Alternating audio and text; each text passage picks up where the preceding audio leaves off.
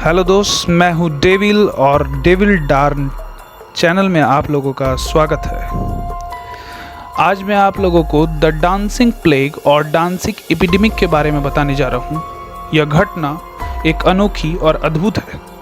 यह घटना 1518 की एक डांसिंग मेनिया नामक हुए बीमारी के शिकार व्यक्तियों की है।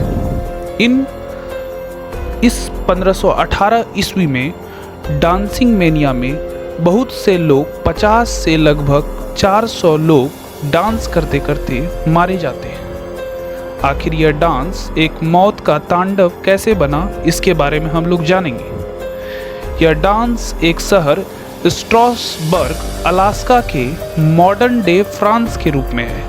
ये एक होली रोमन एम्पायर जुलाई 1518 की घटना है जो लगभग 2 महीने की चलती है, जुलाई से सितंबर तक। इसमें 50 से 400 लोगों का जो हैं डांस करते हुए मारे जाते हैं। यह कहानी एक फ्रॉट्रोफिया नामक एक लड़की से शुरू होती है जो स्ट्रासबर्ग में रहती है। वह अचानक से एक दिन अपने गली में आकर के नाचने लगती है। यह नाच उसकी मृत्यु में कब तब्दील हो जाता है इसे किसी का पता नहीं चलता। वह इतना नाचती है सुबह से लेकर रात तक। जब वह थक जाती है तो रात में सो जाती है। फिर सुबह वह अपने दर्द को ना देखते हुए फिर से नाचती है। उसके पति के द्वारा मना किए जाने पर भी वह नाचती रहती है। उसे यह पता नहीं होता कि आखिर वह क्या कर रही है, किस लिए कर रही है, आखिर इससे उसको क्या लाभ है। ये बिना सोचे समझे वह नाचती रहती है और यह नाच कभी रुकता ही नहीं।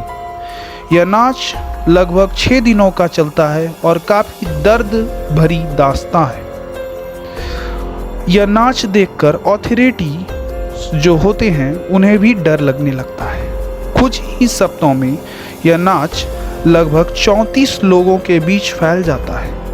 अब जहां एक फ्रॉट्रोफिया नाम की लड़की नाच रही थी, अब 34 लोग इस प्लेग का शिकार हो चुके हैं जिसका नाम द डांसिंग प्लेग है।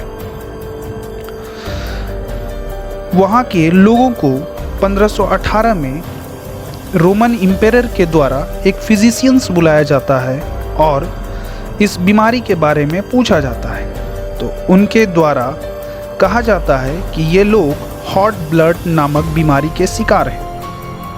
आपको मैं ये बता दूं कि हॉट ब्लड उस समय के ज़माने में गर्म खून नाम की एक बीमारी है जिसमें व्यक्ति का खून जब गर्म हो जाता है तो वे लोग नाच नाच करके अपना खून ठंडा करते हैं। आखिर हम लोग इससे क्या उम्मीद भी कर सकते हैं। 1518 सदी के फिजिशियन से आखिर यही उम्मीद रखी जा सकती है। कई लोग डांस करते हुए इसी चक्कर में, इसी फिजिशियन के चक्कर में हॉट ब्लड्स को कोल्ड ब्लड में बदलने के लिए मृत्यु की ओर प्राप्त हो जाते हैं। लगभग 14 लोगों की मृत्यु हो चुकी होती है। फिर कुछ दिनों के बाद रोमन एम्पायर के द्वारा कहा जाता है, सेंट पीटर्स एक रोमन एम्पायर थे, उनके द्वारा कहा जाता है कि ये कर्स है जिसे लोग झेल रहे हैं, क्योंकि कुछ लोगों को देखा गया कि एक सेंट पीटर्स नामक की एक प्रतिमा होती है जिसके पास जा करके लोग नाचते नाचते और अपनी मृत्यु को प्राप्त कर लेते। तो इससे बचने के लिए उन्होंने बहुत से लोगों को होली वाटर, रेड शूज़, अगरबत्ती वगैरह रूम में रखना। इससे कुछ लोग ठीक भी होते हैं परंतु कुछ लोग उसके बाद भी मारे जाते हैं। पता नहीं यह तरीका काम कर रहा था या नहीं, फिर भी किसी तरह चल रहा था काम। 1526 में कुछ लोगों का कहना था कि औरतें घर के काम से बचने के लिए प्रोटेस्ट के एक जरिया निकालते हुए ये नाचना एक जरिया था उनका, ताकि वो घर के काम से बच सके। उन्होंने 1526 में इसे एक प्रोटेस्ट का नाम दे दिया। आखिर 1500 ईस्वी के लोगों से हम लोग क्या तुलना रख सकते हैं। आखिर 1500 ईस्वी के लोगों के पास दिमाग कितना होगा यह हम भी जानते हैं। लेकिन कुछ वैज्ञानिकों का मानना है कि एक एर्गोट नाम का एक फर्टिलाइज़र होता है जिसे हम अच्छे फसल की खेती के लिए देते हैं। लेकिन हम लोग जैसा जानते हैं कि फ्रांस यानी कि अलास्का जो कि एंशिएंट एज में थी, वहाँ के फसल भी काफ़ी ख़राब होते थे।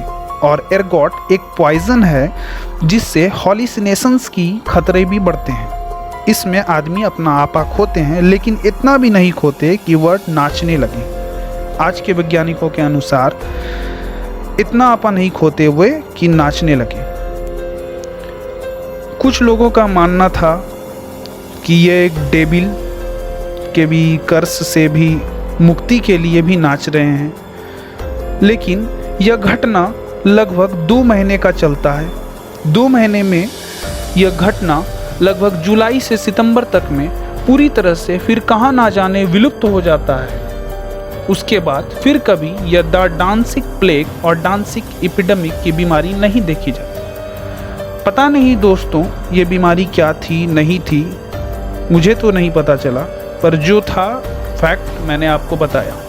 अगर अच्छा लगता है तो डेविल डार्न चैनल को सब्सक्राइब कीजिए, कमेंट कीजिए, और अगर आपको कुछ बताना है कि ये बीमारी आखिर कैसे हुई या आप कुछ जानते हैं तो कमेंट में ज़रूर बताएं। धन्यवाद।